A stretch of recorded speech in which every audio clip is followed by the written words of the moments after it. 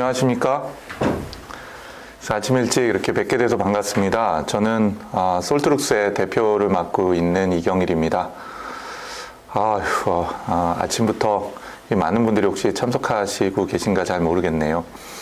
오늘은 AI 도입을 위한 기업 육성 정책이라는 주제로 해서 여러분들하고 시간을 보낼 수 있도록 하겠습니다. 저는 솔트룩스의 대표를 맡고 있습니다. 솔트룩스는 우리나라에서 처음으로 코스닥에 상장이 된 인공지능 기업입니다. 저는 한양대 특임교수나 인하대 겸임교수처럼 대학에서도 강연도 여러 차례 했었고요. 그리고 또 인공지능 분야에서 벌써 한 26년째 한우물을 파고 있는 사람이기도 합니다. 오늘 여러분들하고 저희 경험하고 또 최근에 특히 관심이 많으시다고 제가 부탁을 받았는데 인공지능 관련된 국내 그 정부의 육성 정책들, 기회들 이런 것들을 좀 설명드리도록 하겠습니다. 제가 이해하고 있기로는 오늘 오신 분들 대부분이 그 CXO급이시라고 들었습니다. 그 중에서도 이제 특구 쪽에 기술 개발과 관련된 쪽, 또 혁신과 관련된 분들이 많다고 들었는데요. 아시는 것처럼 최근 들어서 전 세계가 큰 변곡점 위치에 있죠. 코로나19 때문이 아니라 전반적으로 흔히 말하는 4차 산업혁명을 포함을 해서 큰 변화의 시기가 있습니다. 대한민국에서 대학생 이상으로 주식을 안 하면 이상할 정도로 금융과 그 다음에 경제 부분에 있어서도 큰 변화가 있죠. 저희가 통상 변곡점이라고 얘기하는 것은 두 번 미분했을 때 0이 되는 위치입니다. 아래로 볼록한 곡선인지 위로 볼록한 곡선인지 알 수 없는 위치인 거죠. 결국은 기하급수적으로 성장할지 파국적 쇠퇴를 맞을지 알 수 없는 지점에서 우리가 어떤 의사결정을 하냐에 따라서 결과적으로는 저희가 이끄는 기업도 저희 삶에 큰 변화가 있게 됩니다. 이러한 변곡점이 굉장히 컸던 그런 그 여러 것들이 있겠죠. 그 중에 하나가 바로 우리 인류라고 생각을 합니다.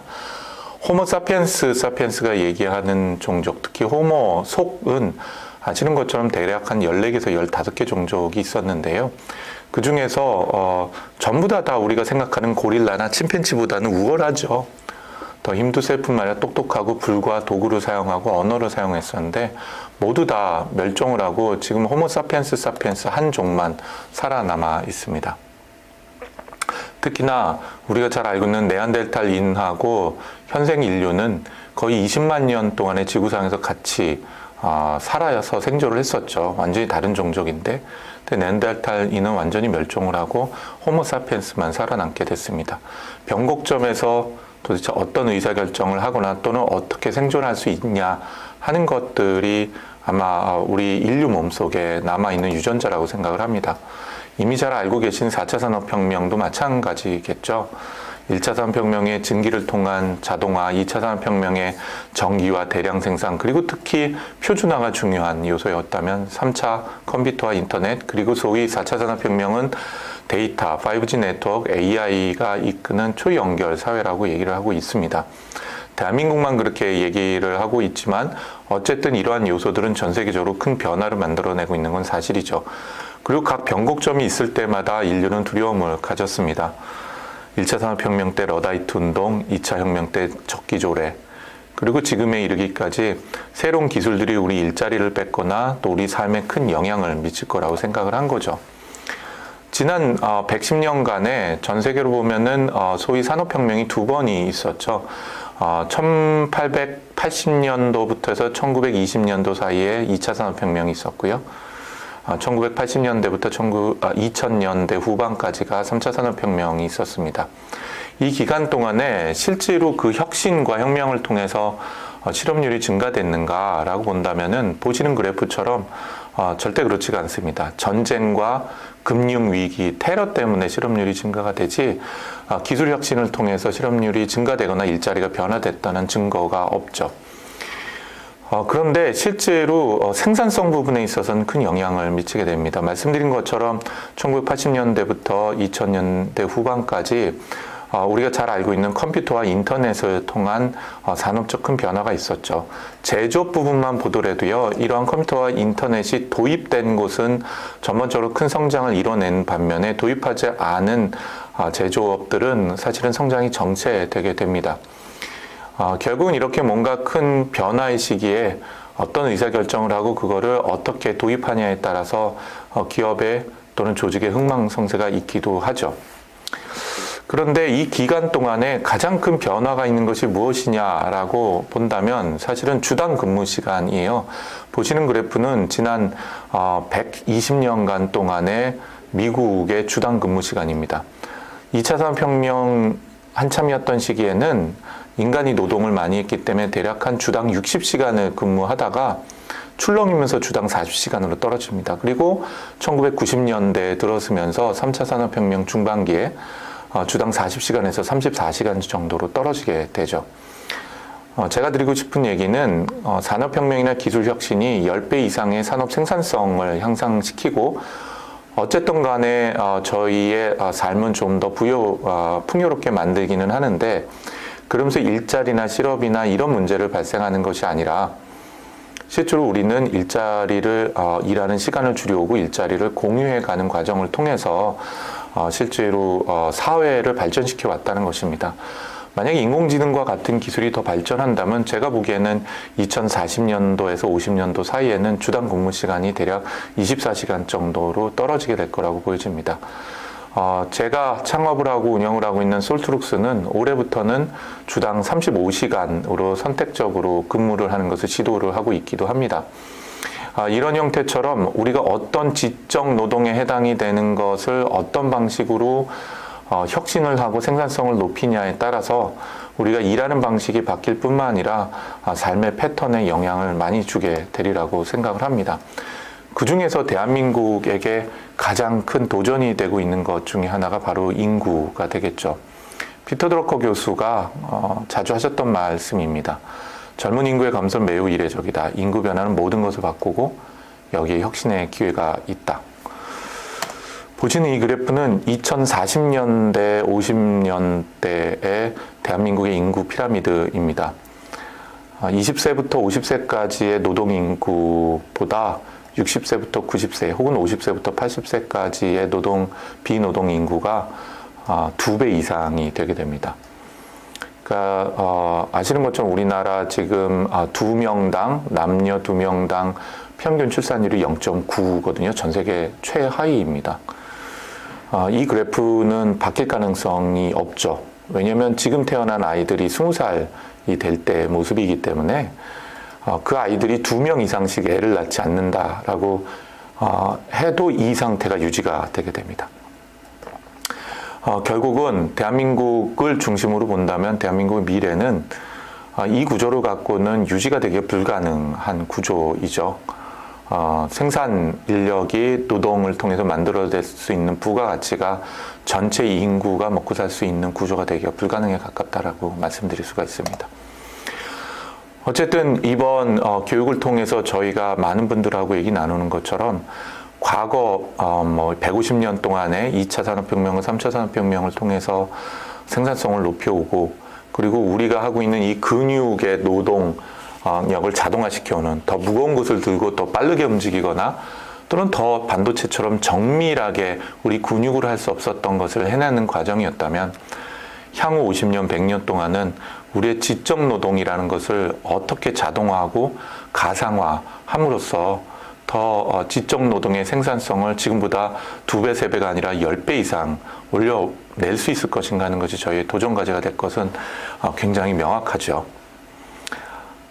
저는 그래서 인공지능의 AI, Artificial Intelligence라는 용어를 다른 관점으로도 해석합니다. 똑같은 AI이지만 Augmented Intelligence, 다시 해서 증강지능이 만들어내는 새로운 세상이라고 생각을 해요.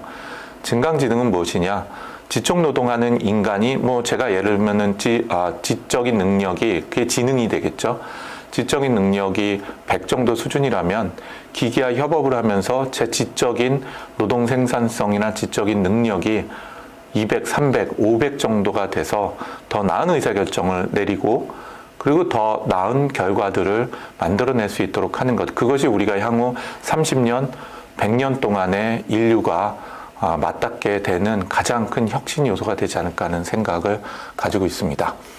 자, 인공지능 산업 응용들이 어떤 것이 있는가를 살펴보고 대한민국에서 어떤 산업적 정책들이 있는가 하는 것들을 좀 얘기를 나눠보도록 하겠습니다. 네, 인공지능 많은 분들이 뭐 이번 강의 과정에서 얘기를 하겠지만 저는 한자어로 주로 설명을 합니다. 인공 플러스 지능이죠. 네, 인공은 자연의 반대말이죠. 원래부터 존재하지 않았었던 것, 사람이 만들어낸 것이고요. 지능은 지식을 다룰 수 있는 능력을 의미를 합니다. 지식을 다룰 수 있는 능력은 사람이나 기계나 다음과 같이 네 가지로 정의를 할 수가 있습니다.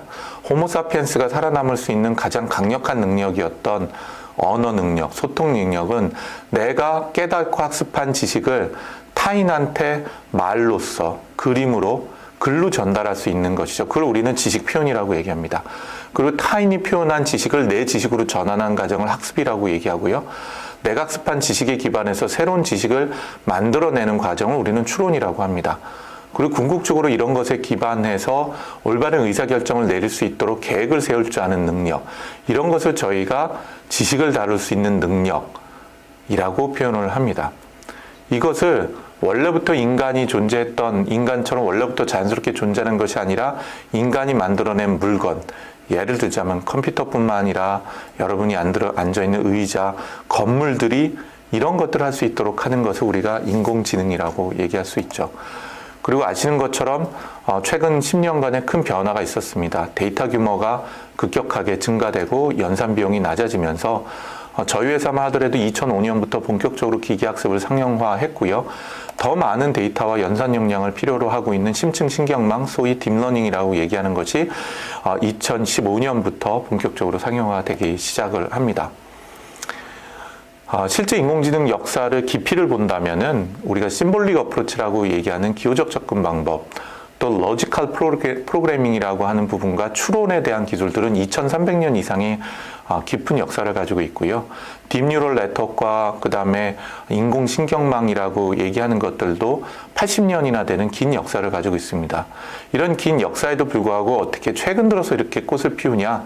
그건 우리가 음식을 할 때 요리 기구와 레시피와 좋은 요리 재료가 필요한 것처럼 인공지능과 4차 산업 혁명에도 클라우드와 GPU와 같은 컴퓨팅 인프라스트럭처, 그리고 인공지능 알고리즘, 그리고 마지막에 좋은 데이터가 필요하기 때문이기도 합니다. 실제로 말씀드린 것처럼 저는 26년 동안에 인공지능 한 우물만 판 사람 중에 하나인데요. 실제로 인공지능 프로젝트나 인공지능 산업 중에서 전체 비용 중에서 어느 비용이 가장 크냐? 그럼 데이터 비용입니다. 전체 코스트 중에서 60에서 70%가 데이터를 확보하고 그 데이터를 가공하고 그 데이터를 학습하는 형태로 전환하고 변환하고 그리고 그 데이터 학습된 결과에 따라서 부족한 데이터를 다시 확보하는 것의 반복인 것이고요. 결국은 이 알고리즘과 하드웨어 인프라스트럭처보다 이 데이터에 해당이 되는, 특히 인공지능이 학습할 수 있는 데이터들을 어떻게 확보하냐는 것이 전체 인공지능 성공 요소의 60~70%에 달한다고 볼 수 있습니다. 더더군다나 클라우드와 GPU와 같은 하드웨어 인프라스트럭처는 매 4~5년마다 가격은 절반으로 떨어지면서 성능은 2배씩 올라갑니다. 시간이 지나가면 공짜가 된다는 걸 의미를 하죠. 여러분들이 네이버나 구글, 아마존 같은 걸 쓰실 때 실제로 서비스 비용을 돈으로 내지 않으신 이유는 그만큼 인프라 비용이 충분히 낮아졌다는 것을 의미합니다. 인공지능 알고리즘도 마찬가지예요. 적어도 대한민국에서 상용화되어 있는 인공지능 알고리즘이 온전히 완전히 한국에서 스크래치부터 완전히 개발된 건 거의 없다고 보셔도 될 것 같아요. 거의 99%가 공개되어 있는 오픈소스를 가져다 개선하거나 발전됐다고 봐도 될 것 같아요. 이것 또한 공짜로 간다는 걸 의미를 하죠.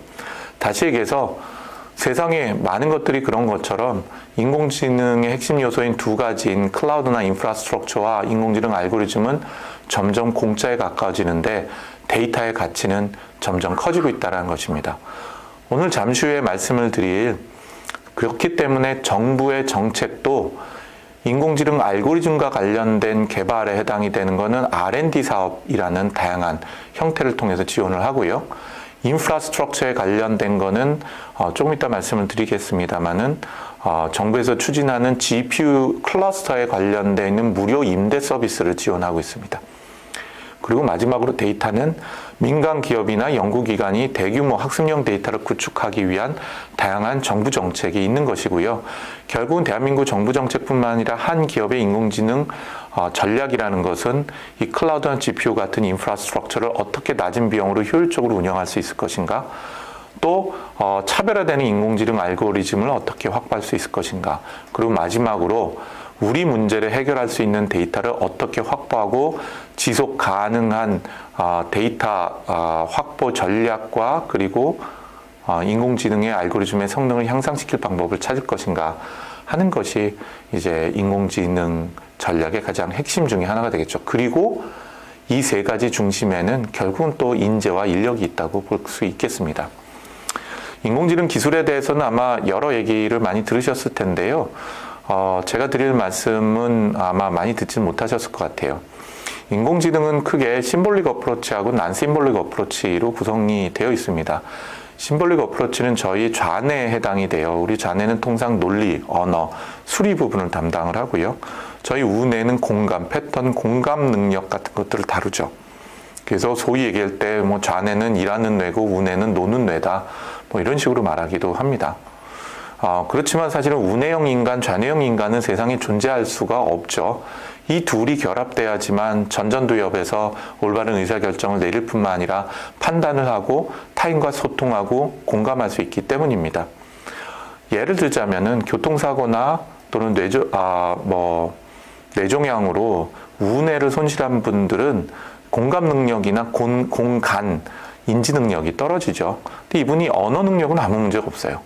예를 들자면 제가 목이 말라서 그런 분 앞에 가서 목이 마르네요. 그러면은 언어 능력을 가지고 있기 때문에 이분은 당신은 목이 마르시군요 라고 이해는 하지만 공감 능력이 없기 때문에 저한테 물잔을 건네주시지 못하는 거죠. 이렇게 인간은 어떤 의사결정을 내거나 판단을 했을 때 언어적 능력과 그 다음에 타인과 공감할 수 있는 능력들이 결합됨으로써 사회적 인간으로서 올바른 의사결정과 그 다음에 리스크 테이킹을 할 수가 있게 됩니다. 인공지능도 마찬가지입니다. 재작년도에 DARPA에서는 AI 발전을 위한 10년의 전략을 내놓게 됩니다. 아시는 것처럼 DARPA는 미국 국방성 산하이긴 하지만 인터넷을 만들어내고 웹의 중심이기도 하면서도 로봇을 포함한 자율주행 자동차 같은 거의 모든 혁신 기술을 서포팅하고 있는 미국의 가장 큰 연구 지원 단체이죠. The Three Wave of AI라고 해서 첫 번째 웨이브가 기호적 접근 방법. 그래서 우리 좌뇌와 같은 형태고요.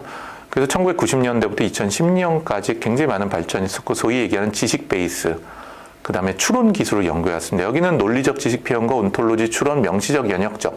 그래서 요 맨 밑에 그림 보시는 것처럼 추상화와 추론 부분에 강력한 연구를 해왔습니다. 세컨 웨이브가 여러분 많이 아시는 기계학습과 딥뉴럴 네트워크이죠. 운해적입니다. 비기호적 접근 방법이죠. 인지 모델 예측, 암묵적, 귀납적 추론을 하게 됩니다. 근데 이게 굉장히 중요한데요. 좌뇌적 접근 방법인 기호적 접근은 기계가 추론하거나 기계가 학습한 결과를 인간도 이해할 수 있어요. 왜냐하면 명시적, 연역적이기 때문이고요. 그런데 세컨 웨이브인 기계학습이나 딥뉴럴 네트워크는 암묵적, 귀납적입니다. 그 얘기는 공장에서 공장장님이 30년 동안 뭘 하고 나서 직관을 가지는 것처럼 도대체 설명하긴 힘들고 기계가 딥뉴럴 네트워크를 통해서 학습을 하긴 했고 의사결정을 내려요. 바둑을 둘 때 알파고가 인간을 이길 수 있는 것처럼요. 근데 알파고가 둔 바둑의 묘수가 왜 그런 결정을 내리게 됐는지 그걸 설명할 수가 없는 거죠. 그냥 학습의 결과일 뿐입니다. 그렇기 때문에 최근 들어서는 가장 큰 연구 방향 중에 하나가 특히 관심 가지신 분 들으셨던 것처럼 이루다와 같은 형태의 예측 불가능성, 그리고 또 아시는 것처럼 윤리 문제, 그리고 또 믿을 수 있는 인공지능, 이런 관점에서 봤을 때 인공지능의 설명 가능성, 그리고 인과관계의 이해라는 것은 굉장히 중요해지고 있습니다. 그래서 DARPA뿐만 아니라 전 세계에서 가장 관심 갖고 있는 최근 들어서 인공지능의 third wave 핵심, 향후 10년, 길게는 20년 동안 하는 것은 바로 이 좌뇌하고 우뇌를 결합하는 기호적 접근 방법과 비기호적 접근 방법을 결합하는 방향에서 거기서 뭔가 설명 가능한 인공지능과 또 연역적, 귀납적 추론을 인간처럼 동시에 해내는 것, 그리고 뉴로 심볼릭 AI라고 얘기하는 것처럼 실제로 심볼릭 어프로치나 인간이 이해할 수 있도록 돼 있고 축적되어 있었던 지식이라는 것을 딥 뉴럴 네트워크라는 것에 내장, 임베딩할 수 있는 연구들을 해가는 과정 중에 있습니다. 오른쪽 하단에 보시는 것처럼 퍼스트 웨이브하고 세컨드 웨이브의 장단점을 합침으로써 조금 더 인간을 닮아가고 설명 가능한 인공지능을 만들어 가자는 것이죠. 이런 인공지능은 단위 기능으로 보자면은 뭐 이런 것들에 쓰이고 있죠. 사람 말과 글을 이해하는 인공지능, 그리고 또 눈으로 보고 이해하는 뭐 얼굴 인식이라든지 또 도시 관제, 자율주행 자동차, 또 예측지능은 요즘 같은데 참 관심이 많아지고 있죠. 로보 어드바이저를 포함해서 주식 예측이나 환율 예측, 공장 자동화 같은 데 있어서나 물류 예측, 또 공간지능, 운동지능, 예술지능처럼 굉장히 다양한 분야에서 다양한 응용에 활용이 되고 있습니다. 과거 20년간이 모든 것이 디지털화되는 디지털 트랜스포메이션 시대였다면, 그리고 이미 그 과정에 있다면 향후 20년은 이렇게 디지털 트랜스포메이션 되는 위에서 AI 트랜스포메이션이 진행될 것 같습니다. 기술, 그리고 그것들 가속화시키고 인터페이스, 디바이스, 인프라 부분에 있어서 새로운 영향을 미칠 수 있는 AI 트랜스포메이션이 점진적으로 일어날 것이고요. 그 과정에서 아까 말씀드린 것처럼 살아남고 성장을 하는 새로운 구글과 네이버와 같은 기업이 나올 것이고, 또 그렇지 못한 기업도 존재를 하게 되겠죠. 제가 오늘처럼 아침처럼 이렇게 가끔 강연도 합니다만은 대통령님이나 아니면은 뭐 장관님들을 포함한 다양한 국가의 높은 분들, 또 대기업 회장님들한테 가끔 개인 선생님도 하고 자문도 하고 그렇습니다. 한 2년 전에는 모 대기업 회장님하고 한 달에 한 번씩 만나서 한 2년 동안의 일종의 워크숍 같은 거를 뭐 한 달에 한 번씩 한 2시간씩 합니다. 근데 그때 이제 한 2년 전인가 인공지능에 대한 사업 기회를 저희 회사가 정리한 거를 이 장표 하나로 설명드렸어요. 모빌리티, 자율주행 자동차나 자율주행 택시, 공유자동차와 같은 금융, 투자, 생명과학, 에너지, AIoT나 CPS, 잘 아시는 것처럼 사이버 물리 시스템이죠.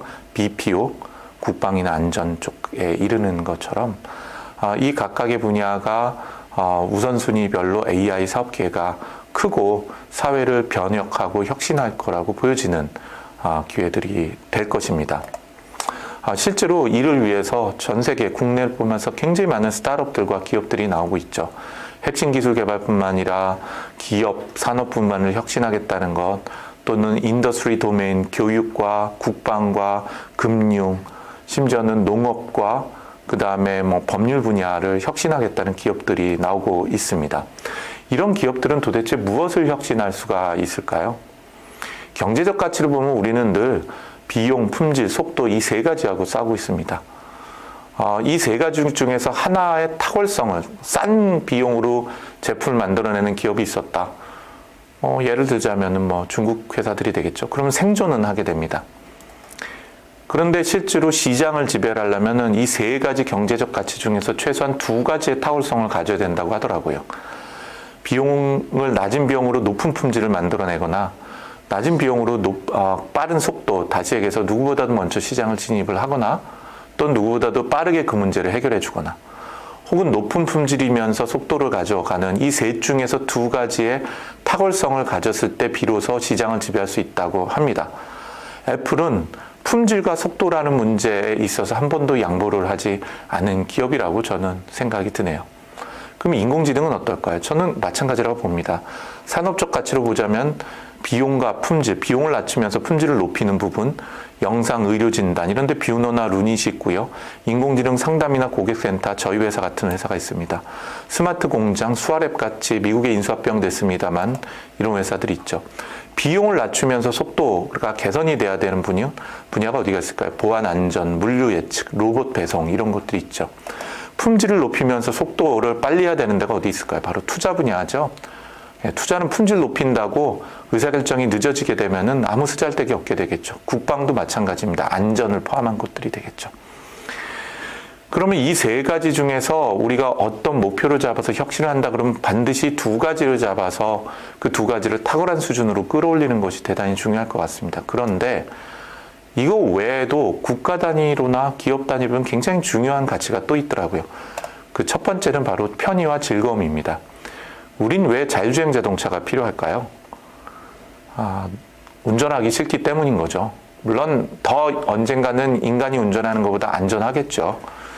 그렇지만 사실은 운전 안 하고 놀고 싶은 것이고요.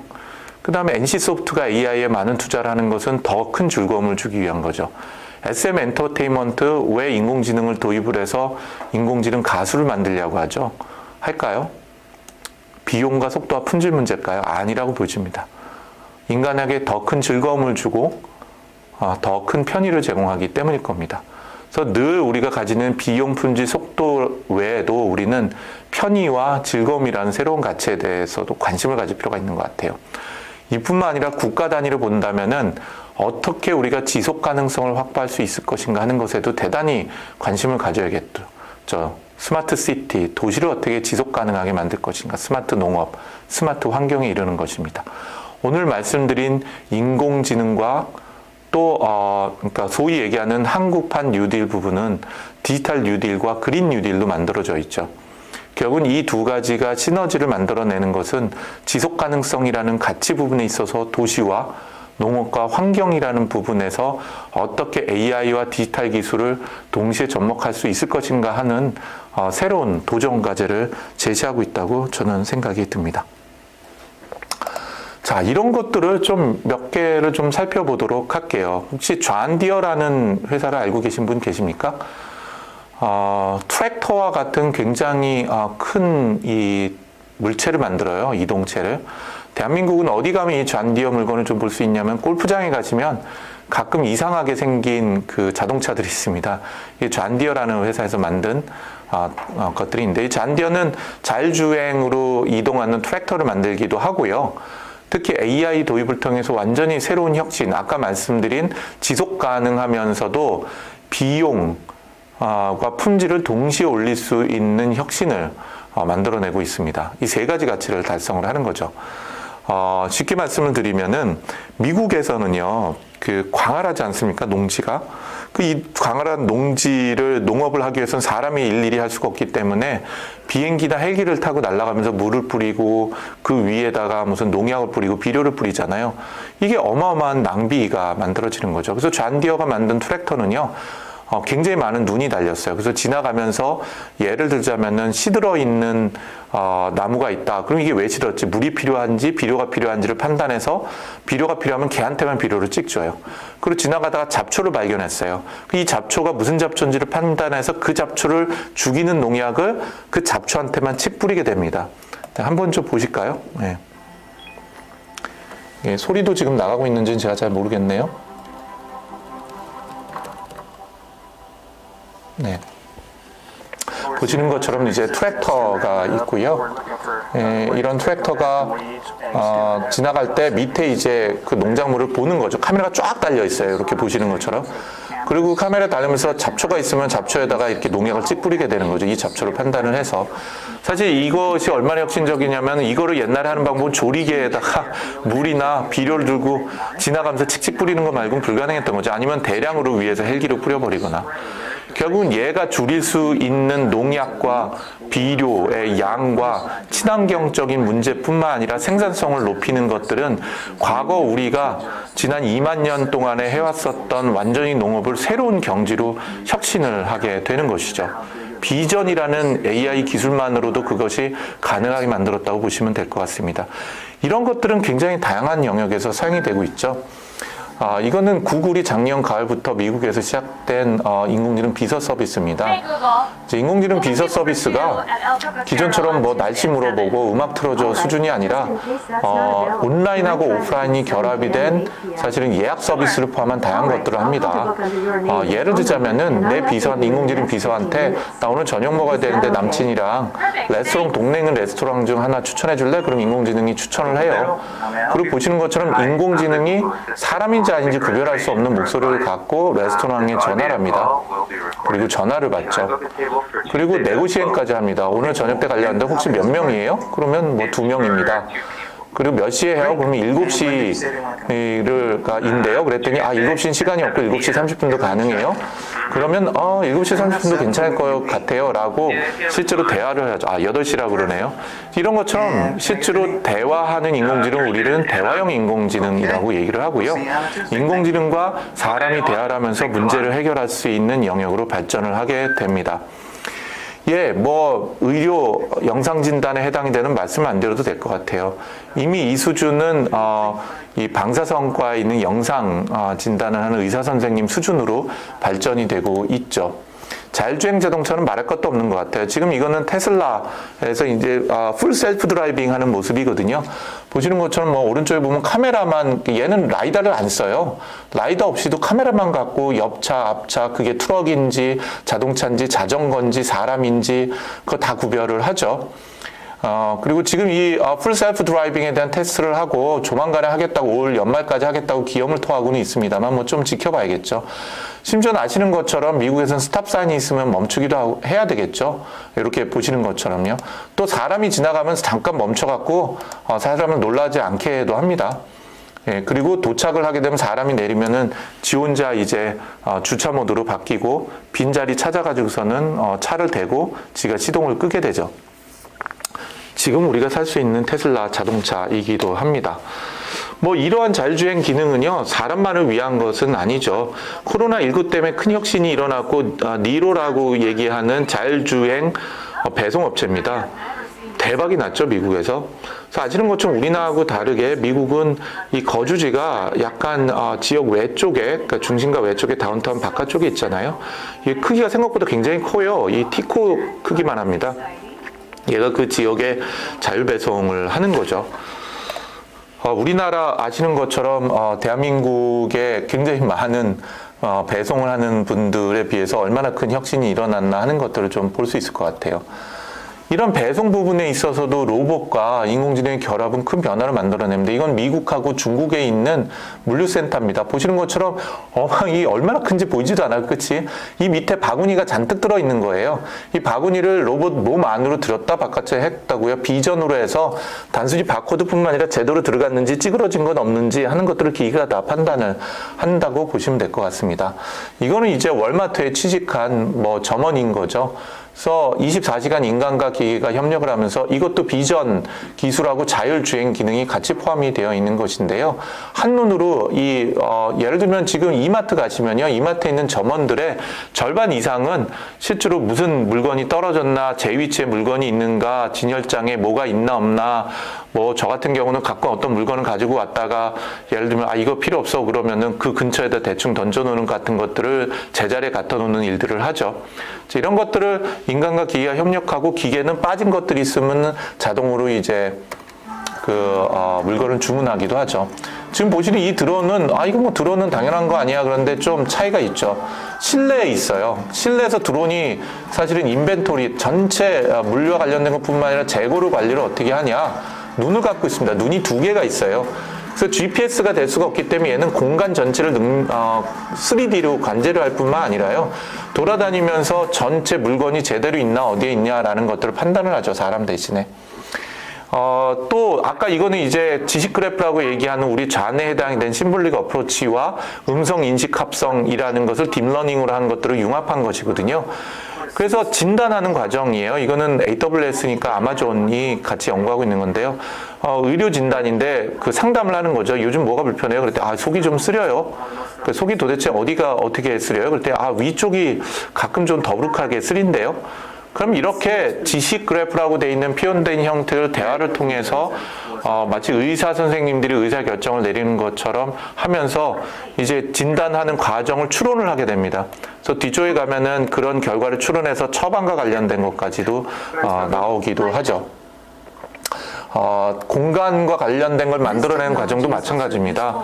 보시는 것처럼 여기저기 아무데나 붙일 수 있도록 하는 카메라를 달아놓으면 이게 와이파이 같은 것들 또는 5G하고 연동이 돼서 사람들이 이 안전모자를 썼는지 안 썼는지, 어떤 기계를 안전하게 다루고 있는지, 그리고 이 핫소가 이 전기톱인데요. 전기톱을 몇 층에 누가 관리를 하고 있는지, 그 사람은 누구인지 같은 것들 자동 판별을 하죠. 그래서 내가 핫소가 필요한데 그럼 누가 가지고 있어? 그러면은 누가 가지고 있고 몇 층에 있고 안전한지 안 한지를 판단하기도 합니다. 다른 것은 보시는 것처럼 이런 것들에 기반해서 현재 전체의 공정률에 대한 것, 그러니까 뭐 콘크리트를 얼마 쳤고 시멘트를 몇 톤을 쳤고 사람이 몇 명이 제대로 일하고 있고 또 어느 지역에서 안전하게 일을 하고 있고 안 하고 있는지 갖고 그다음에 예측을 하게 됩니다. 밑에 보시는 건 이제 그걸 갖고 향후로 예측을 하는 거라고 보시면 될 것 같고요. 뭐 그거 외에도 뭐 보시는 것처럼 장비와 관련된 것도 자율주행하고 인간과 협업하는 장비들 또 뭐 로봇을 도입하겠다는 등 하는 뭐 먼 얘기가 되겠습니다 하는 노력들이 진행이 되고 있죠. 공장 쪽도 마찬가지입니다. 비전이라는 것을 하는데 과거에 관련되어 있는 비전하고 좀 다른 것은 이거는 이제 직관적인 또는 우리가 감성 품질이라고 얘기하는 사람만이 그동안 보고 눈으로 목시 검사했었던 것들을 초정밀한 카메라를 통해서 3D로 전체라고 페일이 난 것에 관련된 것들을 이제 판별을 하도록 하는데 사용이 되고 있기도 하고요. 로봇과 결합이 돼서 전체 공장 내에 공장 내 물류뿐만 아니라 생산 관리하는 것들, 그리고 잘 아시는 협동 로봇은 사람과 기계가 동시에 일을 하는 것이잖아요. 이게 되려면은 기계가 눈을 가지고 머리를 가지고 있지 않으면 불가능한 것이 되겠죠. 또 끊임없이 시도되고 언젠가는 뭐 중요한 역할을 하게 될 CPS 부분입니다. 디지털 트윈이죠. 디지털 트윈은 아시는 것처럼 가상 공간하고 물리 공간을 쌍둥이로 만들어내는 것인데요. 이 부분에서도 인공지능, 자동화라는 것이 결합이 되면서 특히 시뮬레이션, 예측, 뭐 이런 부분에 있어서의 공장 자동화뿐만 아니라 소량 다품종 생성, 그리고 또 품질과 그 다음에 물류에 대한 예측에 이르기까지 다양한 부분에 대한 혁신이 만들어지리라고 보여집니다.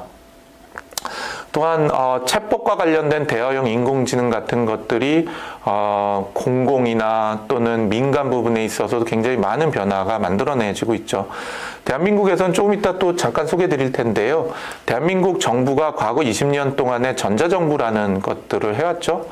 전자정부는 전 세계 우리나라가 1등을 하고 있죠. 이제 향후 20년간 대한민국은 디지털 정부와 인공지능 정부라는 것을 추구를 합니다. 그 중에 첫 출발 중에 하나가 바로 민원 365인데요. 이 민원 행정에 관련된 것에 인공지능과 관련된 것을 한번 도입해 보겠다는 것입니다. 이게 국가 표준 챗봇이 되고 국가 표준 민원 상담 시스템으로 전국에 깔리게 되는데요. 이 프로젝트는 저희 회사가 전체 표준 플랫폼을 대한민국 국가 전체에 제공을 합니다. 잠깐 어떻게 그 상담을 하고 챗봇이 발전할 수 있을지 좀 보도록 하겠습니다.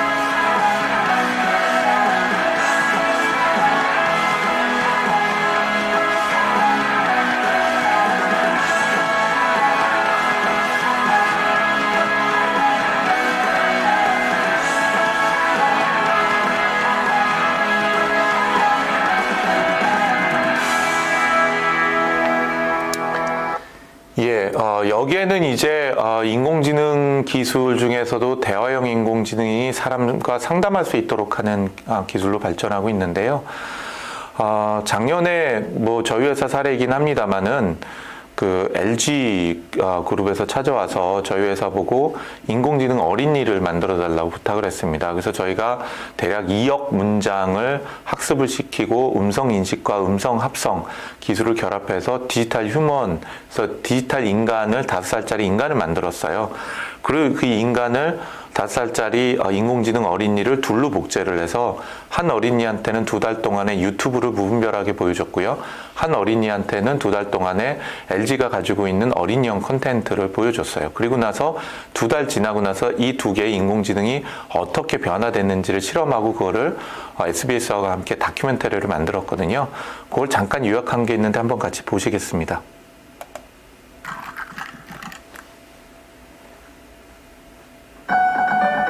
인간의 말을 학습하는 두 인공지능. 동일한 학습량, 오직 다른 것은 학습하는 콘텐츠의 차이. 안녕 엄마. 안녕 엄마. 안녕 엄마. 과연 어떤 말을 하게 될까요?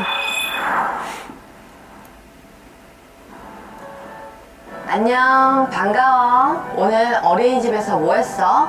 종이접기 놀이했어요. 하늘을 어떻게 날아? 구름빵을 먹으면 혀를 날 수 있어요. 안녕, 반가워. 왜 아는 척해? 오늘 유치원에서 뭐 했어? 유치원에 찌질한 애들뿐이라 노잼이야. 엄마가 나쁜 말 쓰면 안 된다고 그랬지? 엄마도 나쁜 말 썼잖아. 가람이 엄마 사랑하지 않는구나? 저한테 사랑을 강요하지 마세요. 엄마 개 짜증나. 네, 실제로 이 서비스나 시스템 굉장히 많은 사람이 테스트를 해봤는데요. 우리 상식과 다르게 저기 있는 바른생활 어린이보다는 좀 삐뚤어진 어린이에 대해서 사람들이 훨씬 더 많은 관심을 가지고 좋아했어요. 안녕하세요. 이런 것들은 이제 신용회복위원회 신용회복 같은데 디지털 상담사입니다. 휴먼이 인공지능 상담사로 들어가서 사람들하고 상담도 하고 대화도 나누고 채무 조정 또 제도에 얘기도 하고 잘 교육과정을 할 수 처음 있도록 하는 걸로 방문자 버튼을 발전이 눌러보세요. 되고 있기도 합니다. 네, 보시는 것처럼 이건 좀 건너뛰고 오른쪽에 보시는 것처럼 잠시만요. 부스 형태로 들어가서 사람들이 상담하고 비대면 서비스를 할 수 있도록 하는 걸로 발전이 되고 있기도 하고요. 또 AICC라고 해서 AI 컨택 센터라고 그러는데 전화를 하면은 인공지능이 직접 전화를 받습니다. 그리고 대화하고 상담하는 형태로도 안녕하세요. 발전을 하고 있죠. 인공지능 상담 콜봇 아름이입니다. 그런 것을 저희는 콜봇이라고 얘기를 하고 있기도 제가 합니다. 상담을 도와드릴게요. 자, 어쨌든 이런 다양한 것들이 있고 그 중에서도 최근 들어서 굉장히 큰 각광을 받고 있는 것들이 바로 곳이 바로 이제 생명공학 쪽이 됩니다. 잘 아시는 것처럼 작년에 인공지능에 가장 큰 관심을 받았던 게 두 가지가 있다면 하나가 바로 GPT-3가 되겠고요. 다른 하나가 보시는 것처럼 이 딥마인드가 만든 알파폴드 2가 됩니다. 그래서 모든 생명 활동은 이 단백질의 상호작용으로 이루어지잖아요. 근데 이 단백질은 아미노의 연결 구조인 것이고 아미노산들이 길게 연결되면 될수록 그것이 접히게 되죠. 고유하게. 어떤 구조로 어떻게 접목이 됐냐에 따라서.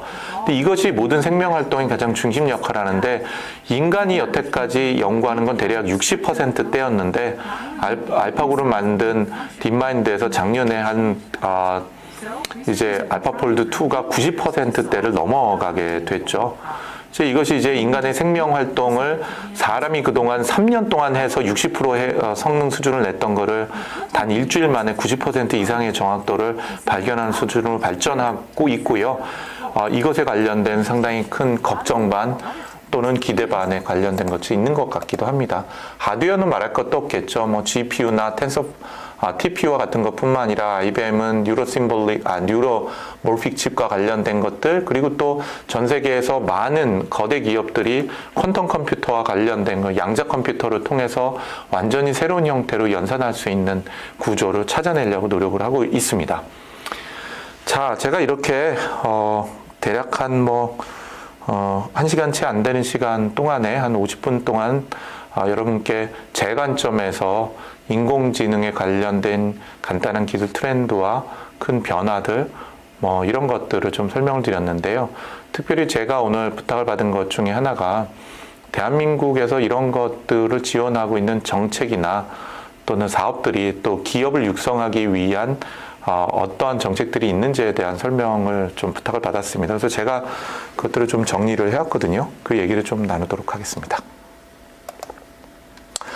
예, 그 중심에는 사실 한국판 뉴딜이라는 것이 있는데요. 7차 비상경제회의 작년도 6월 달쯤에 6월, 7월 달에 대통령께서 한국판 뉴딜을 발표를 하게 됩니다. 이 한국판 뉴딜은요, 오른쪽에 보시는 것처럼 총 이 세 가지로 구성이 되어 있습니다. 물론 밑에는 고용 안전망 강화라는 것은 휴먼 뉴딜이라고 이름을 붙였었는데 이건 현재도 기획 과정에 있는 것으로 보여지고요. 큰 축은 디지털 뉴딜과 그린 뉴딜이 되겠습니다. 이 당시 발표를 했을 때 2022년까지가 대략 26조 원, 2023년부터 2025년까지 45조 원 해서 실제로 민간 투자까지 전체를 포함하면 100조 원 이상의 예산이라는 것을 한국판 뉴딜에 적용을 하겠다라는 것입니다. 이 뉴딜이 가지고 있는 용어가 무엇인지 뭐 말씀 안 드려도 알 것 같아요. 정부가 대규모 사업을 벌리고 이 대규모 사업의 특징은 대부분은 SOC 성격이 강하죠. 사회간접자본. 옛날에 미국의 이 대공황 이후의 뉴딜 같은 경우는 도로를 닦는다든지 잘 아시는 후보댐과 같이 대규모 건설을 일으키는 형태였죠. 근데 그걸 통해서 자손들한테 인프라스트럭처에 해당이 되는 것하고 국가적 자산이라는 것을 성장할 수 있는 기반, 예를 들자면은 뭐 댐을 만들고 발전소를 만들고 그리고 또 도로를 닦고 하는 형태처럼 이런 사회 간접 자본이라는 것 또는 국가적 자본을 만들어내고 그거 위에 그 과정을 통해서 고용을 창출하고 그렇게 만들어낸 자본이 국가적 성장 기반이 되도록 만드는 것이 뉴딜 사업의 본질이죠. 그래서 말해 한국판 뉴딜은 전통적인 그런 SOC가 아니라 우리 아이들 그리고 우리 후배들을 위해서 새로운 형태의 국가적 자산을 만들자는 것이고요. 그러한 국가적 자산과 인프라를 구축을 하고 구성하는 과정에서 지금 코로나19에 해당이 되는 어려운 문제를 해결해 가자. 다시 얘기해서 고용을 창출하고 그리고 또 그를 통해서 소비를 촉진해 내자는 것입니다. 뭐 이것이 얼마나 옳으냐 그르냐를 통해 하는 것을 평가하기는 참 어렵다고 생각해요. 아마 10년, 20년이 지나고 나면은 우리가 한번 판단해 볼 만하겠죠. 그런데 제 개인적으로 저한테 의견을 묻는다면 당연히 재난지원금 같은 것들이 지원이 돼야 되겠죠. 그렇지만 재난지원금은 일과 고용 창출하고 상관없이 또 국가의 자산이라는 것이 만들어지는 것하고 상관없이 그냥 돈을 지급하고 그 돈을 갖고 먹을 걸 사 먹는 거 그리고 또 비용을 충당하는 것이 되지 않겠습니까? 소상공인의. 근데 이 한국판 뉴딜의 핵심은 고용을 창출을 하고 그 고용에 월급을 지급을 하고 지급된 월급을 통해서 경제를 일으키고 또 그 과정을 통해서 국가적 자산을 누적을 시켜서 그 자산에 기반해서 우리 후배들이 새로운 경제를 일으키도록 하겠다는 것입니다. 디지털 뉴딜은 말 그대로 디지털 자산과 디지털 국가 인프라를 만들겠다는 거예요. 그 1번이 DNA 생태계를 강화하는 것입니다. 아까 이미 말씀드린 데이터와 5G 네트워크와 AI에 해당이 되는 것이죠. 두 번째가 디지털 포용 및 안전망 구축. 이건 지금 작년 발표된 추경 예산만 지금 일단 말씀드릴게요. 비대면 산업 육성. 그리고 SOC 디지털한데 SOC 자체가 아니라 도시 산단 디지털 혁신하고 스마트 물류 같은 형태가 됩니다. 그린 뉴딜 같은 경우는 1번이 도시 공간 생활 인프라 녹색 전환. 2번이 혁신 생태계 구축. 3번이 저탄소 분산형 에너지 확산이라는 큰 주제를 가지게 됩니다. 이러한 큰 두 축과 이걸 해내기 위한 고용 안전망 강화를 하기 위한 휴먼 뉴딜 부분에 말씀드린 것처럼 100조 원이라는 2025년까지의 어마어마한 예산이 투여가 되는 거죠. 그럼 대한민국만 이렇게 큰 예산을 할까요? 아닙니다. 이런 말이 디지털 뉴딜과 그린 뉴딜이 아니죠. 미국과 EU도 동일한 정책을 하고 있고요. 여기는 2022년까지 100조 원을 쏟아붓습니다. 두 국가 다. 그렇기 때문에 이러한 정책과 관련된 것은 대한민국의 정책이 아니라 전 세계적인 큰 트렌드라고 보셔도 되겠죠. 그럼 이런 한국판 뉴딜 부분에 있어서 올해 년도에 10대 과제를 잠깐 설명을 드릴게요. 한국판 뉴딜의 전체 예산 보면은 21조 원이 되겠고요. 이를 통해서 일자리 36만 개를 창출하겠다라는 것입니다.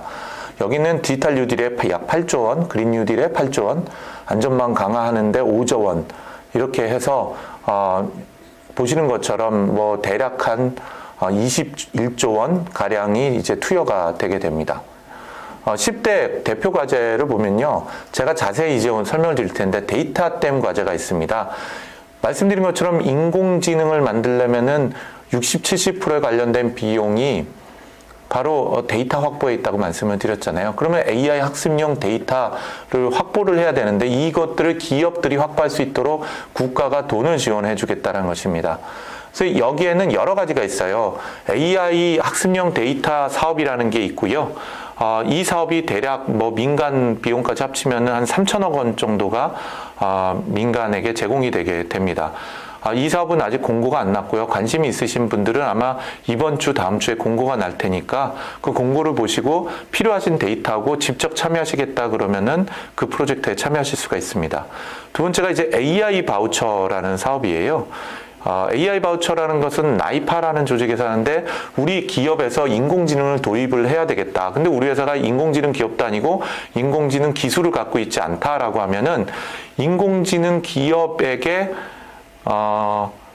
데이터 구축뿐만 아니라 인공지능 시스템 만드는 것을 위탁할 수가 있고 그 위탁하는 비용의 상당수 최대 3억 원까지를 정부에서 지원을 하게 됩니다.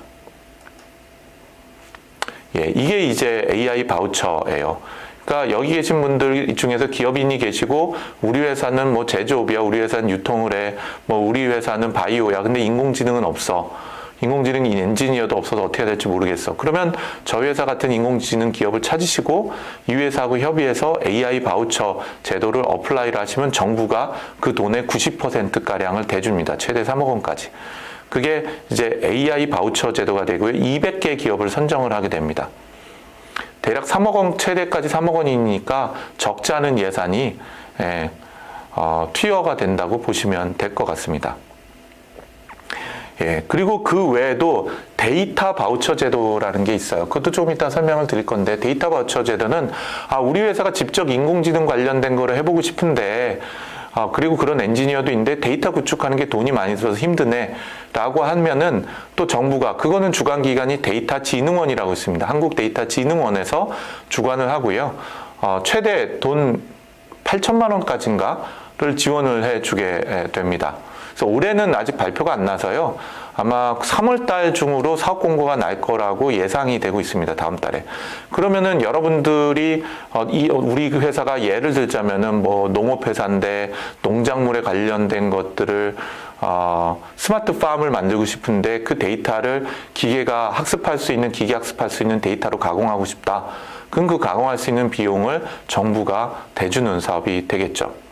두 번째는 지능형 정부 사업이 됩니다. 아까 잠깐 동영상으로 보신 민원 365와 같은 것뿐만 아니라 보시는 것처럼 57개 비대면 공공정보 시스템 구축 고도화, 19개 블록체인 활용 실질, 5G 국가망 구축, 행정 클라우드 전환 같은데 약 8천억 원이 사용되고요. 스마트 의료 인프라에 600억 원, 그린 스마트 스쿨에 1,000억 원, 또 다섯 번째 디지털 트윈에 3천억 원, 국가 안전망 SOC 디지털에 2조 4천억 원, 등등과 같은 형태. 그린과 관련된 부분에 있어도 아까 말씀드린 것처럼 8조 원이라고 얘기하는 그린 뉴딜에 또 상당히 큰 예산이 투여가 되게 됩니다.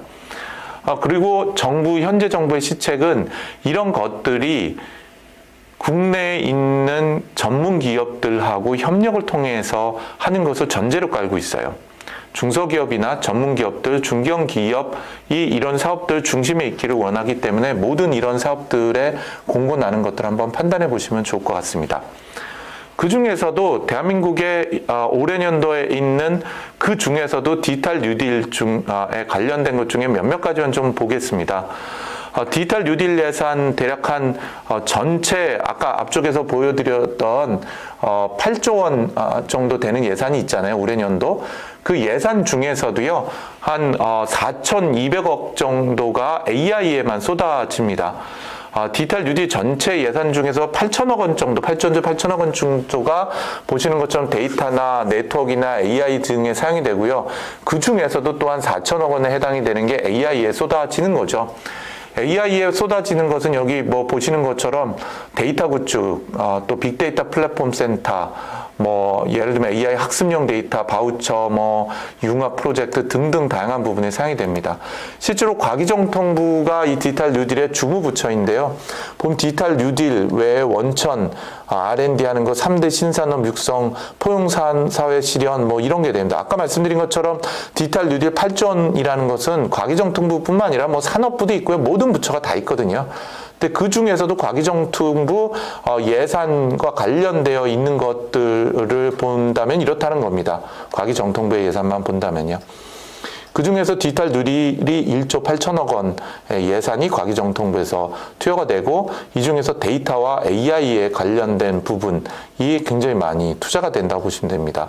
그래서 AI만 4,200억 원이고요. 데이터까지 포함하면은 1조 원이라는 게 대한민국의 올 1년 동안에 풀어지는 예산이다. 특히 올해는 기초 원천 R&D에 관련된 AI의 거대한 예산이 만들어지게 됩니다. 현재 목표 예산은 8천억 원이고요. 지난달에 이번 달에 아마 통과됐을 텐데 안 통과됐으면 다음 달에 통과가 되는데 그 예타라고 하죠. 예비 타당성 조사라는 것이 완료가 되었습니다. 그래서 AI에만 한 8천억 원의 신규 R&D, 향후 5, 6년 동안의 R&D 예산이 잡혀지게 됩니다. 예, 거기에도 관심 있으신 분들은 상당히 아마 관심을 가져주셔도 될 것 같습니다. 이러한 디지털 뉴딜이 어떤 형태로 영향을 미치고 전개될 것인가 하는 것들이 보시는 미래 전개도라는 걸로 해서 스프리는 우리나라 소프트웨어 정책연구소입니다. 이쪽에서 제시한 안입니다. 이런 디지털 뉴딜은 디지털 전환을 가속화하고 디지털 일자리 증가를 만들어내고 디지털 문제 해결 능력을 통해서 뭐 이렇게 되고 뭐 이런 것들은 디지털 전략과 경제적 양극화 오히려 심화를 만들어내고 경제 양극화 대책을 만들어야 될 뿐만 아니라 인공지능 투자가 만들어지고 또 한국어에 대한 콜포스는 말뭉치입니다. 이런 투자 학자가 필요하고 인공지능 응용 서비스나 자연언어 처리 이런 것들 뿐만 아니라 데이터 가공 기업 증가를 만들어낼 거다. 뭐와 같은 형태처럼 이 디지털 뉴딜이 만들어내는 가치 사슬에 해당이 되는 것들을 소프트웨어 정책이라는 관점으로 풀어본 것인데요. 한번 이제 재미있게 나중에 한번 보실 필요가 있겠죠. 자, 그러면 요것 중에서 가장 중요한 정책들, 그 사업들 세 가지를 좀 간단하게 더 설명을 드리겠습니다. 디지털 뉴딜과 관련해서는요, 디지털 뉴딜 전체 사업에 대해서는 2021년, 그러니까 요번 달 2월 16일 날 정부가 관계부처 합동 설명회를 가졌어요. 이거는 유튜브에도 있고요. 제가 오늘 이 장표는 드리고 가기 때문에 이 KML을 통해서 전체를 아마 받으셔도 됩니다. 이 자료는 제가 준비해서 이미 제공해 드렸거든요.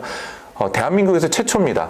어떤 한 거대 사업을 통해서 보시는 것처럼 과기정통부, 행안부, 산업부, 해수부, 문체부, 교육부, 복지부, 중기부 등 모든 부처가 한꺼번에 모여갖고 사업 설명한 게 대한민국 역사상 최초인 거죠. 그만큼 제가 보기에는 의미 있는 사업이라고 정부에서 생각하는 것 같아요.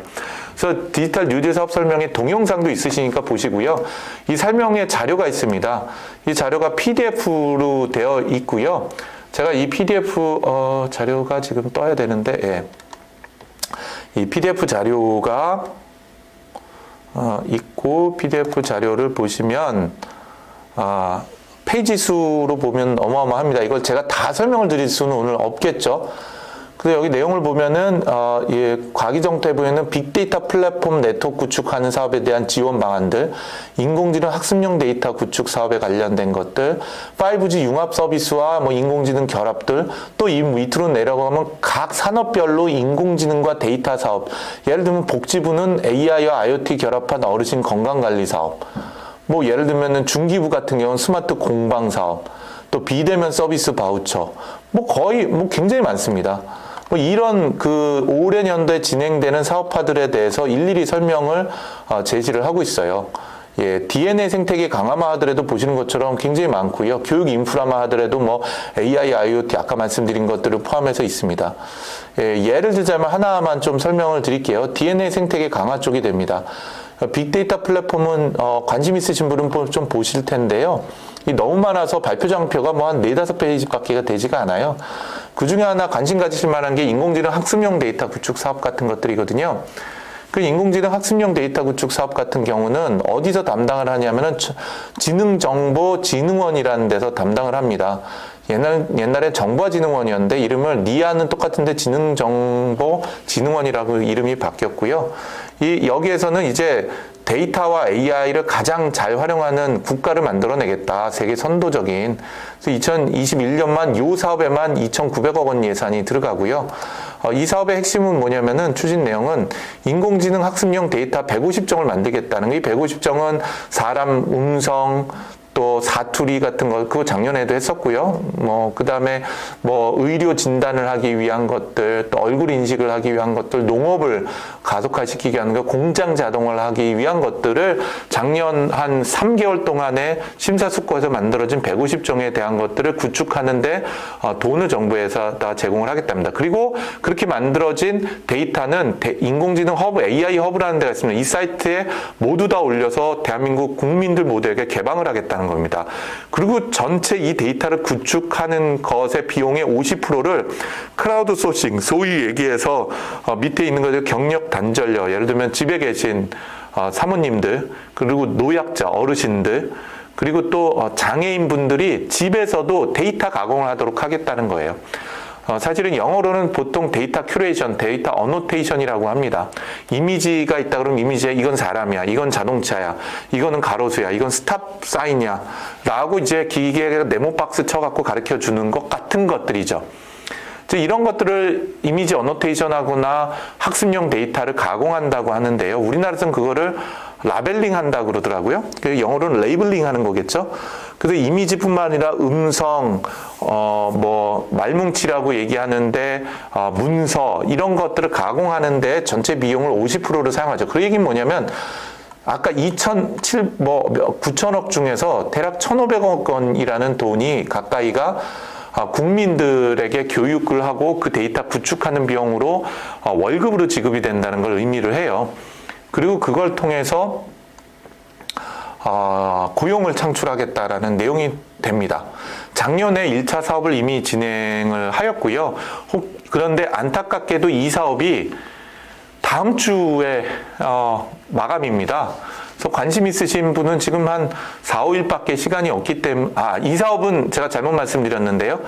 이 사업은 아직 공고가 안 났고요. 제가 말씀 잘못 들었습니다. 공고가 안 났고 이번 주나 다음 주쯤 공고가 납니다.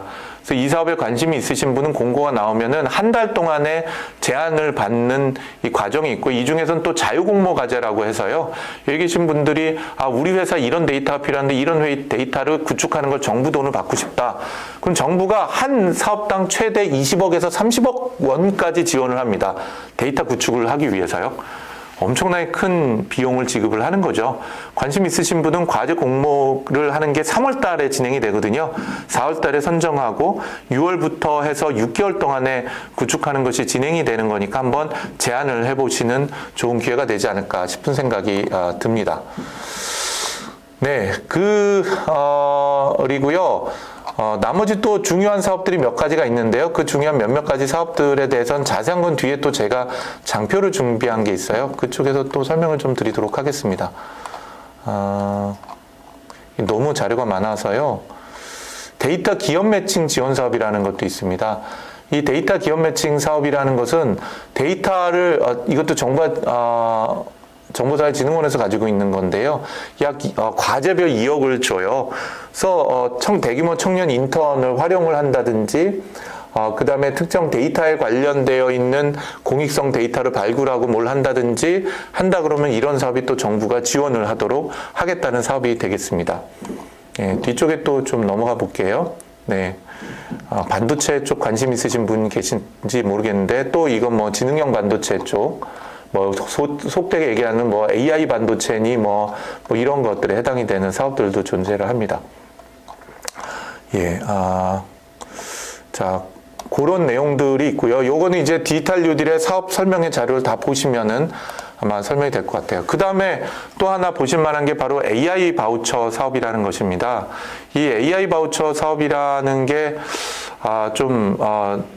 시간이 아까 얼마 안 남은 거예요. 제가 말씀드린 아까 AI 학습용 데이터는 지금 한 달 정도의 여유가 있으시니까 관심 있으신 분은 관찰해 보시고 공고 나오고 그건 NIA고요. NIA가 되고 이거는 AI 바우처 사업은 나이파라는 기관에서 하는 겁니다. 정보통신산업진흥원에서 담당을 하고 있고요. 이 AI 바우처 사업은 아까 말씀드린 그런 내용입니다. 우리는 인공지능 기술도 없지만 인공지능을 도입하고 싶어. 우리 공장에다가 AI를 도입하고 싶어. 예를 들면 우리 기업 안에 있는 인사 부문에다가 인공지능을 도입하고 싶어. 그러면 그거를 인공지능 같은 회사, 저희 같은 회사에다가 용역을 주시고 그 용역 비용의 90% 이상을 정부가 돈을 대주는 사업입니다. 이 사업의 제한 마감이 다음 주 수요일인가 그렇거든요. 그러니까 지금 한 5일밖에 남지 않았기 때문에 관심 있으신 분들은 빨리 진행을 좀 해보시면 될 것 같아요. 이것도 제가 자료를 지금 제가 여기다 두고 갈 테니까요. 필요하신 분들은 한번 관찰해 보시면 되실 것 같고요.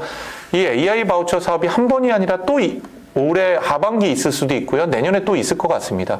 그래서 이 디지털 뉴딜 사업 중에 하나인 게 바로 AI 바우처 사업이 되겠고요.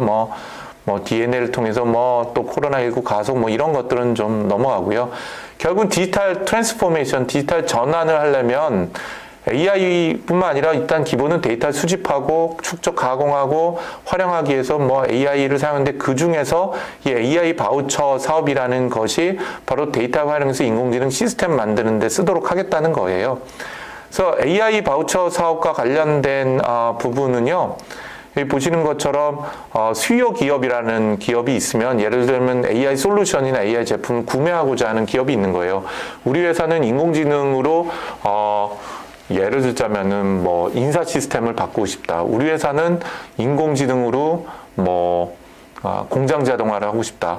이런 욕구가 있다 그러면 이 기업이 수요 기업이 됩니다.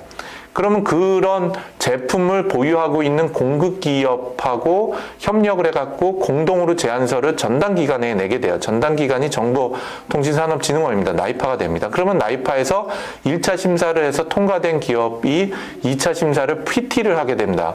발표 PT를 하게 되고 발표 PT를 완료를 해서 통과가 되게 되면 이 사업을 하는데 수요 기업에게 돈을 3억 원씩을 지급을 하게 돼요. 최대. 바우처 사업 정도가 되는 거죠. 이런 사업을 하는 데는 225개, 그래서 본 예산의 작년 기준입니다. 그래서 15개 추경에 210개를 지원을 했었고요. 경쟁률이 24대 1 정도 되니까 이거 만만치는 않습니다.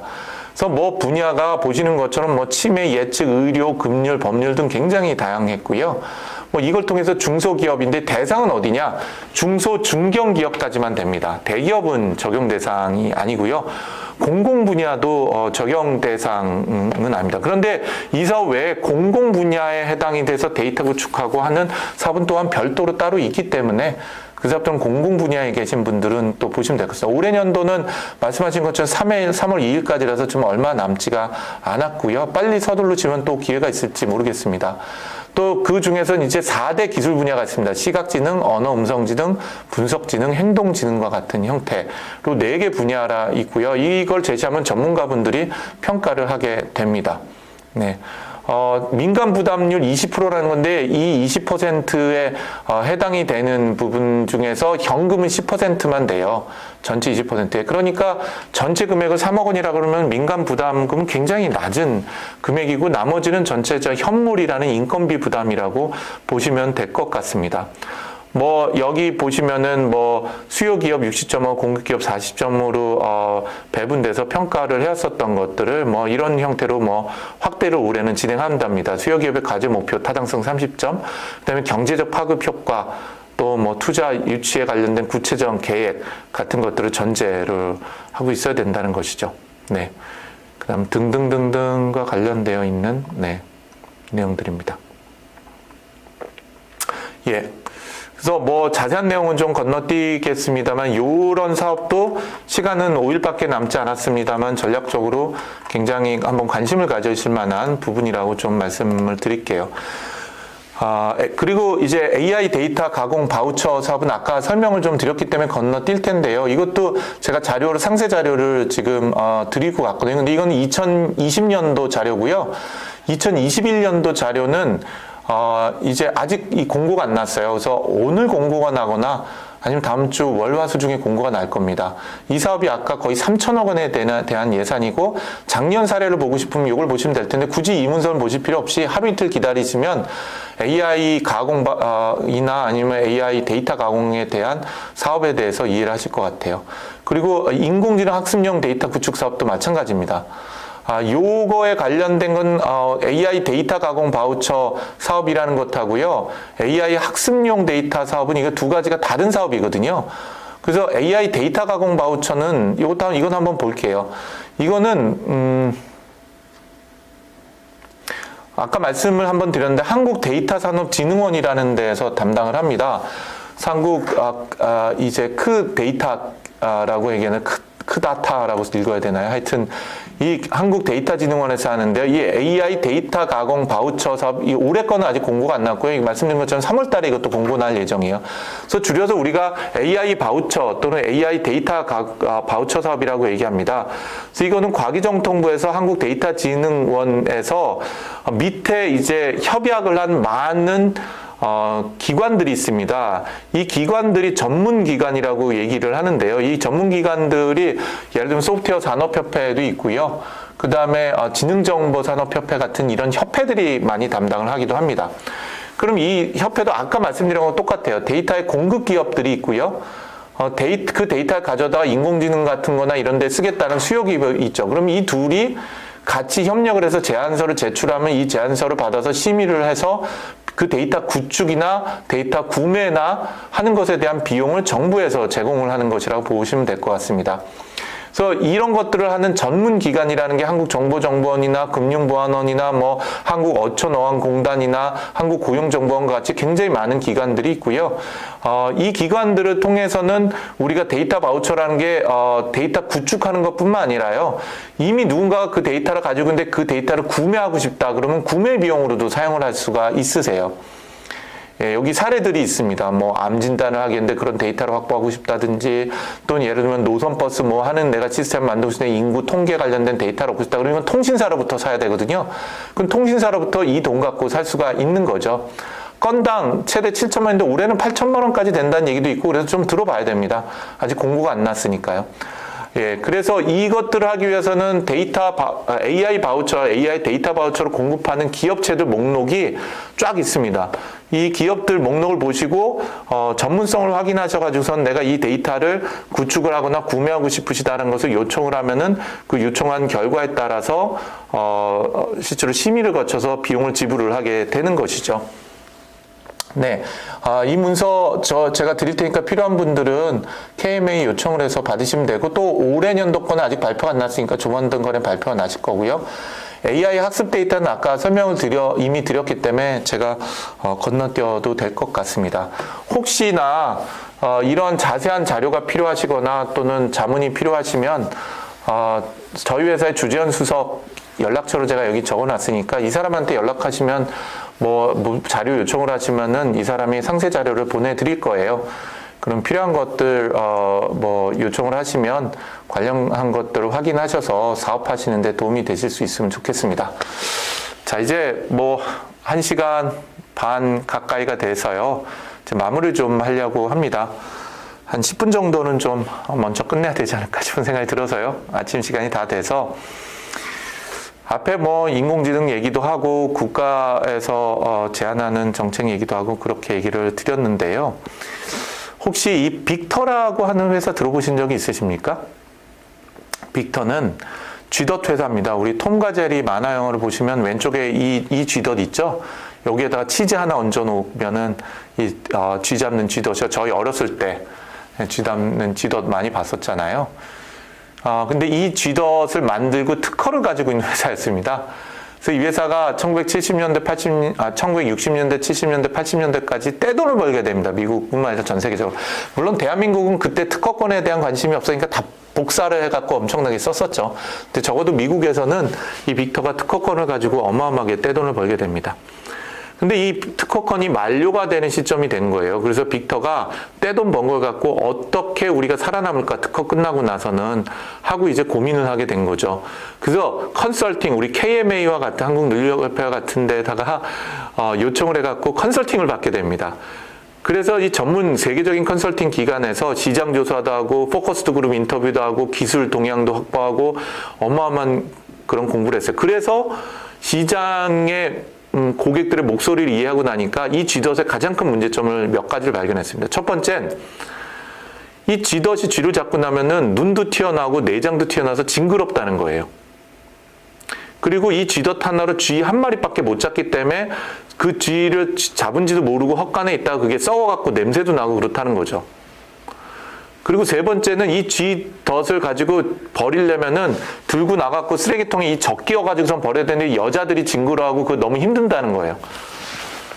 그래서 이 회사가 혁신을 통해서 만들어낸 게 바로 오른쪽에 보이시는 전자 쥐덫입니다.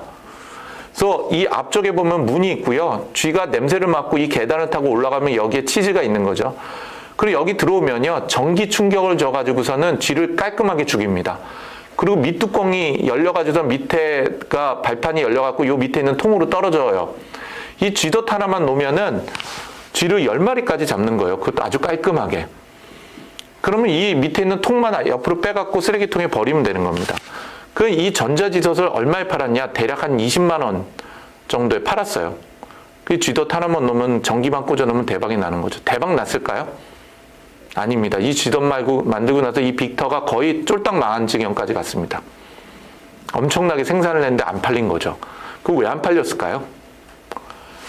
바로 이 동시에 이 시대에 거의 유사한 때 사람이 먹어도 죽지 않는 안전한 쥐약이 나왔어요. 네. 그 이전의 쥐약은요, 사람이 먹거나 개가 먹으면 죽기도 하고 그랬는데, 배탈 정도는 나는데 사실은 죽지는 않는 쥐약이 나온 거죠. 쥐를 죽이는 데는 아주.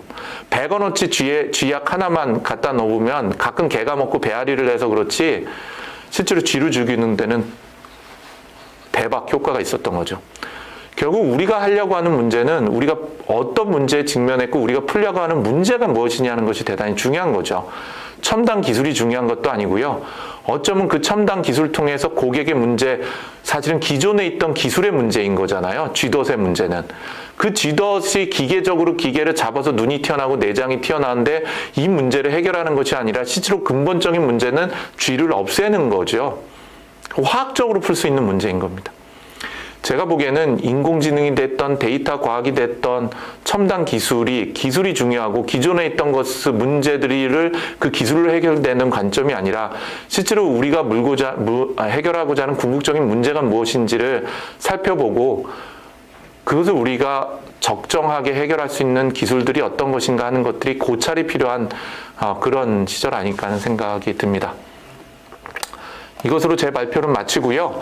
혹시나 이 장표가 아마 배포가 될 텐데 이 장표 뒤쪽에 보면요. 제가 법률과 관련된 거나 기타 내용을 넣어놨습니다. 관심 많이 가질 만한 것이 정보 촉진하고 있는 정책 중에서 지능화 정보사회 기본법이라는 게 있습니다. 이런 것들이 인공지능의 데이터 관련된 산업 육성하자는 법이 되겠고요.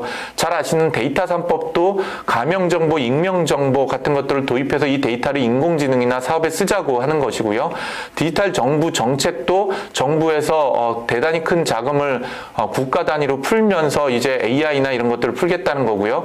정부도 마이데이터 같은 것들을 추진을 해가면서 데이터 3법에 적합한 것들을 추진하겠다는 내용입니다. 이 첨부 자료를 온 것도 참고를 해주시면 될 것 같습니다. 이상으로 오늘 제 발표는 마치도록 하겠습니다. 감사합니다. 좋은 하루 되시기 바라겠습니다.